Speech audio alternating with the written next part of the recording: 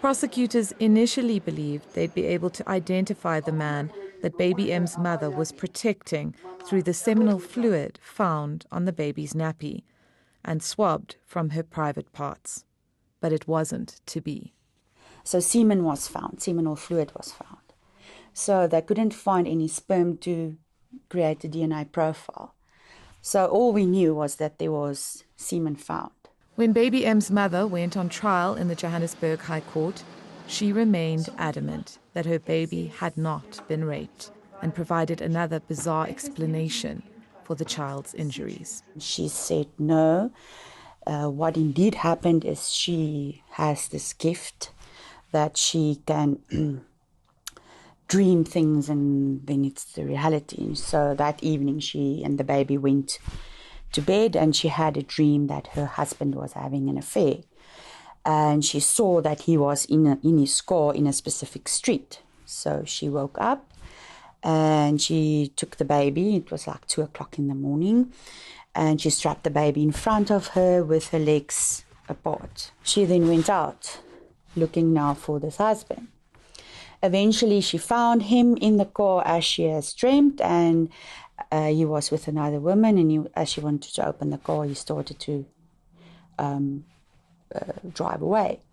And she was holding on to the car door, and eventually she fell, and she fell on top of the baby, and that's how the baby got injured. The mother maintained that she lied about the baby falling off the bed because her landlady had told her to do so. I'm a mother, I'm a grandmother.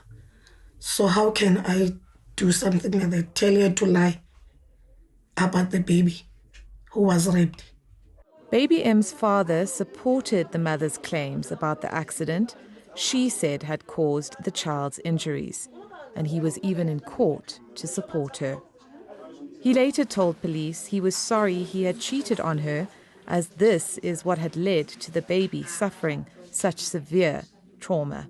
And the father said that he was with the girlfriend when the mother came. And the mother came and just grabbed was inside the motor vehicle. And he grabbed the motor vehicle, then she just drove off. Then the mother fell down with the baby. These claims were rejected by Dr. Singh, who pointed to medical evidence to prove that they were impossible. Baby M's mother then gave another 3 different explanations as to how her baby had been hurt, including that she'd fallen with her knee on the baby. But what was very, difficult is that you know for a fact that she's protecting someone. There was a male who raped this child. I mean, that's what our medical evidence tells us. And there's a male involved, and she sticks with her story. And she knows who it is because she was there. I did cry together with the advocate deploy.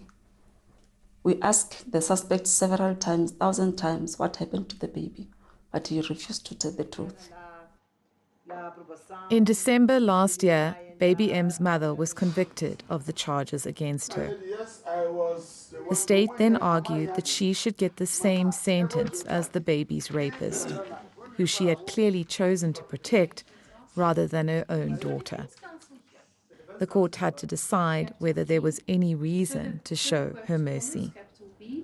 The husband is a philanderer who admitted to the probation officer that he has had many romantic affairs while married to the accused.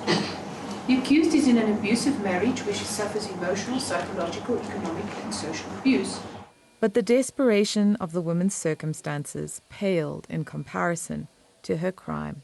The accused owed the victim her protection as her upper guardian and betrayed her child. On the objective evidence, a male person had penetrated the private parts of the child, tearing her in the process. How this happened, only the accused knows. This leaves the court with a puzzling question of what pressure was put on the accused not to tell, and why.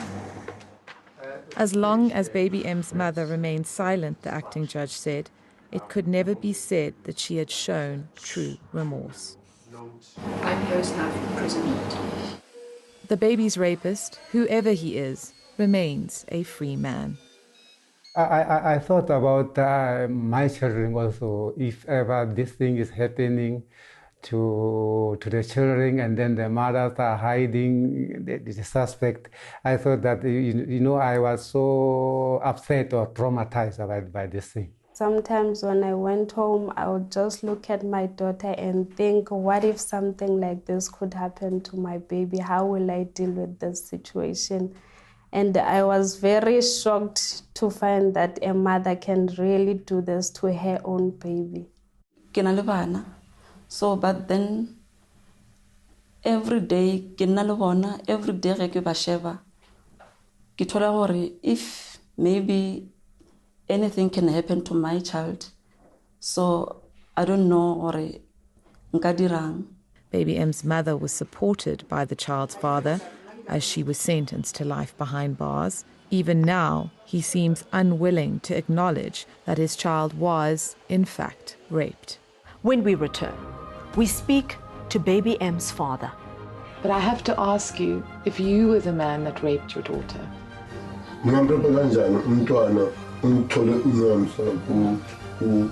girlfriends yami. Ngithole ku girlfriends yami. Manje ngamdepha kanjani umntwana?